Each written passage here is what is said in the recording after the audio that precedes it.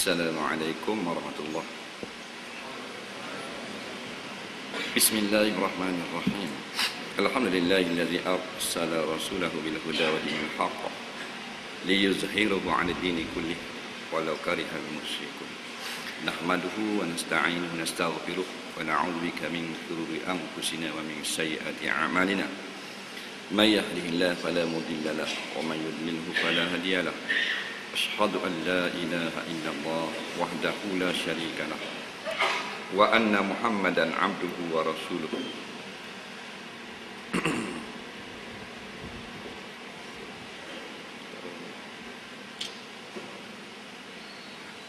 Allahumma salli wa sallim ala habibina wa syafi'ina wa zuqlina wa maulana wa qudwatina sayyidina Muhammadin wa ala alihi wa sahbihi ajma'in. Amma ba'du. Yang dihormati tuan pengurusi seterusnya, para imam, para bilal, para ustaz, untuk guru, ahli jawatan kuasa masjid, seterusnya muslimin dan muslimat sekalian, kita panjatkan syukur banyak-banyak ke hadratillah SWT yang masih memberi kesempatan kepada kita untuk bernyawa di atas bumi Allah, dapat mengadakan program kuliah maghrib pada malam ini. Mudah-mudahan kehadiran kita tertulis di sisi Allah SWT sebagai suatu amal saleh. Yang mana amal itu memberi manfaat kepada kita pada hari kita bertemu dengan Allah di Yaumul Mahsyar nanti. Baik, dalam suatu hadis Nabi SAW pernah bersabda yang bunyi Iza matal abdu qalatil malaikah ma qaddama wa qala an-nasu ma khallafa atau kama qala rawahul Baihaqi. Jadi insya-Allah kita akan cuba mengupas apakah maksud hadis yang begini pendek, yang saya rasa tuan-tuan pernah dengarlah hadis ini. Ada disebut dalam kitab Sunan Baihaqi. Sabda Nabi SAW, Iza matal abdu, apabila mati seseorang manusia, qalatil malaikah, malaikat akan berkata, ma qaddama, apa yang dia bawa, wa qala nas, orang ramai atau manusia pula kata, ma khallafa, harta benda dia tinggal. Hadis yang begini pendek tapi dikupas oleh ulama-ulama sehingga menjadi kitab yang begitu besar. Ada dua orang ulama yang telah menjadikan hadis ini sebagai tajuk kitab. Dia boleh kupas hadis yang pendek sampai memakan ruang beratus-ratus muka. Sebab itulah sabda-sabda Nabi SAW ini jawami'ul kalim, maknanya perkataan yang begitu banyak maknanya, yang qalla lafzuhu, sedikit lafaz tetapi kasura makna yang begitu banyak sehingga setiap lafaz dihuraikan oleh ulama-ulama tak habis cerita. Sekarang ni pun masih keluar lagi kitab-kitab syarahan hadis, nampak tak habis. Itu maknanya istimewanya Rasulullah sallallahu alaihi wasallam. Sepatah dia cakap sampai ribuan ulama ambil kupas, hurai, tafsir. Sepatah je. Dah kalau hadis banyak mana? Sepatah ni satu kalimah. Satu kalimah. Kalau dua kalimah, kalimatan, banyak lagi ulama tafsir. Istimewanya Rasulullah gitulah. Cakapnya sikit, maknanya banyak. Kita cakap banyak, dah ada pakai rawas kepeng pun. Nampak tak? Daripada lepas subuh cakap dah kopi, pukul 11 baru sudah. Nampak? Tak boleh guna sekepeng. Tu kita. Tak ada orang nak sarah, kita kata. Orang dengar pun kemar mulut nak makan nasi. Tu istimewanya Rasulullah. Dalam hadis ni Nabi kata bila seseorang itu telah meninggal dunia, Arab panggil mati. Mati itu bahasa Arab. Mati bahasa Arab. Mata yang mutu mautu bahasa Arab. Orang putih panggil benda? Dek. Dek. Dai tak kena, nahu tak kena. Dek. Melayu panggil mampus. Maknanya sama belaka. Nampak? Adamul hayah liman kana hayya, ketiadaan hidup bagi mereka yang sebelumnya hidup. Jadi apabila orang itu mati, malaikat akan tanya, ma qaddama, dia bawa benda mati ni. Benda dia bawa ni.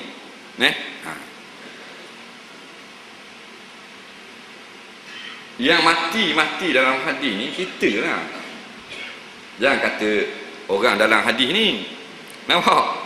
Iza matal abdu, seorang hamba itu, dah kita hamba lah, kita lah kat gigi. Kita mati kat gigi bawa benda. Tu soalan dia. Nampak? Jangan nampak orang lain. Ni pok teh ni, pasal pok teh nampak dak gerak dah ni. Pok leh ni. Nampak? Pasal pok leh ni masuk ICU dah. Dak pun pok najik.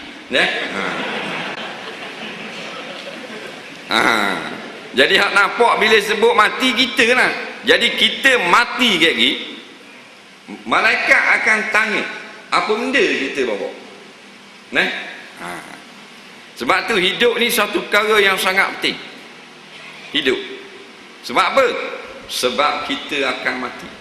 Oleh kerana kita akan mati, maka hidup suatu perkara yang sangat besar nilainya. Patut orang yang tahu nilai hidup, maka dia akan mati dalam keadaan yang dikendaki oleh Allah Subhanahu Wa Taala. Ramai di kalangan kita tak reti nilai hidup. Macam-macam tafsiran yang dibuat tentang kehidupan. Di antaranya hidup hanya sekali. Tu jangan ikut tu. Nampak? Peribahasa gila. Orang sewe cakap hidup hanya sekali. Tu bodoh. Dalam Islam Allah dan Rasul ajar kita hidup 2 kali, bukan sekali. Nampak? Summa yumitukum, lepas pada hidup Allah matikan kita. Summa yuhyikum, kemudian hidupkan kembali. Maknanya 2 kali. Dah betul tak peribahasa hidup hanya sekali? Tak betul lah. Kena bakar buku tu.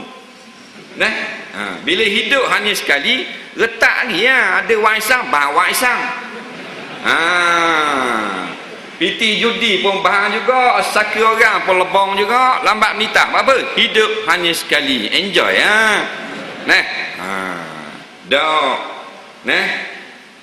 Nabi ajar kita, Allah ajar kita hidup 2 kali. Tak usah susah lah maknanya bila hidup 2 kali.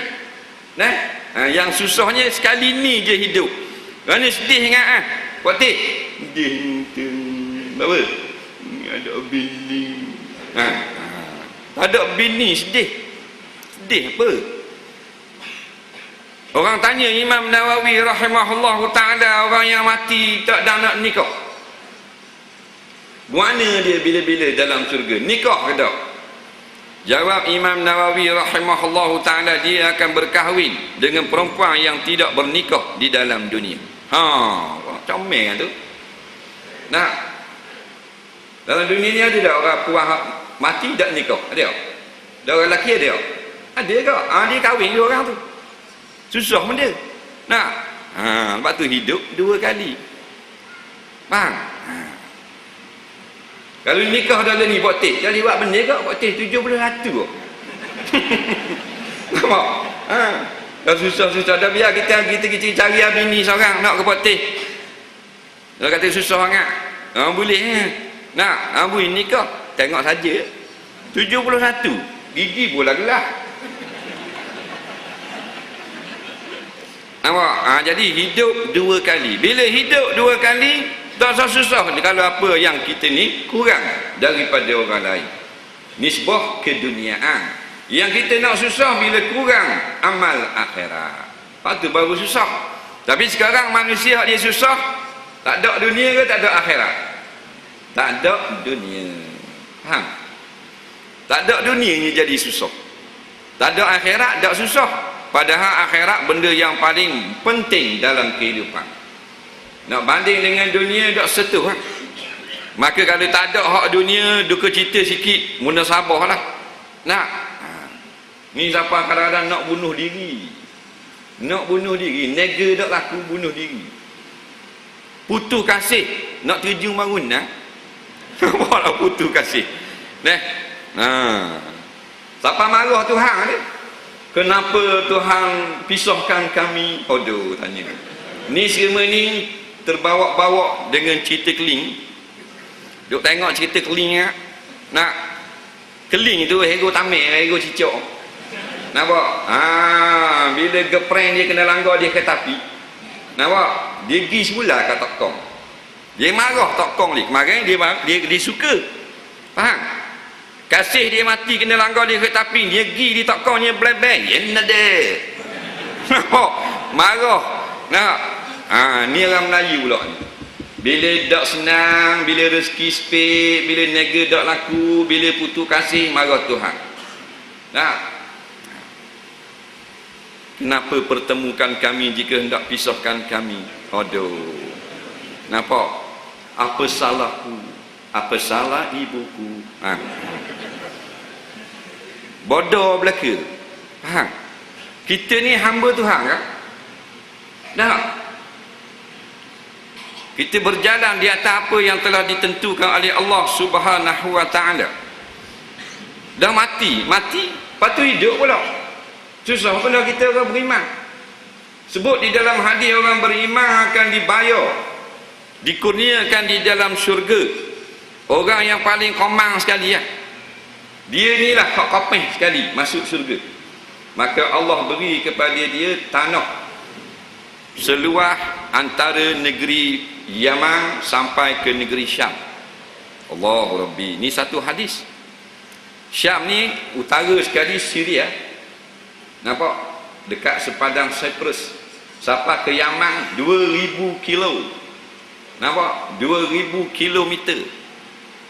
Maknanya lebih kurang 1400 batu tanah Tuhan akan beri kepada orang yang masuk syurga yang komang sekali dalam ramai-ramai. Orang lain lebih pada dia belaka. Luar